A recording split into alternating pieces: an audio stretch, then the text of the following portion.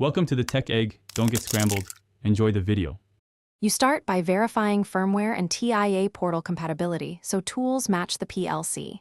Next, set your PC IP to the same subnet as the PLC, for example 192, 168, 0, 10 with mask 255, 255, 255, 0, and disable VPNs or extra NICs that can interfere. Once done, plug an Ethernet cable into the PLC RJ45 port and power it on.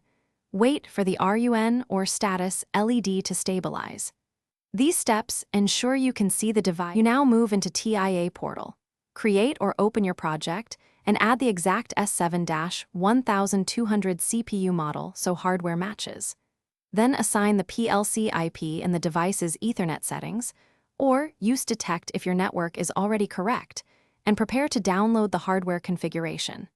Make sure your PG/PC interface in TIA is set to Ethernet. Once that is configured, ping the PLC to confirm reachability, and then open an online connection to read the device status and blocks before any changes. You're ready to download. Transfer the hardware configuration and program blocks to the PLC, selecting stop or run mode according to your workflow. Once downloaded, test simple I/O and HMI interactions and use TIA Portal's diagnostic buffer to monitor for warnings and errors.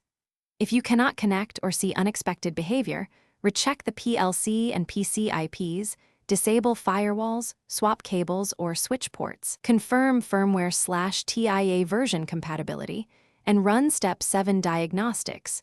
That one targeted check often finds the culprit quickly.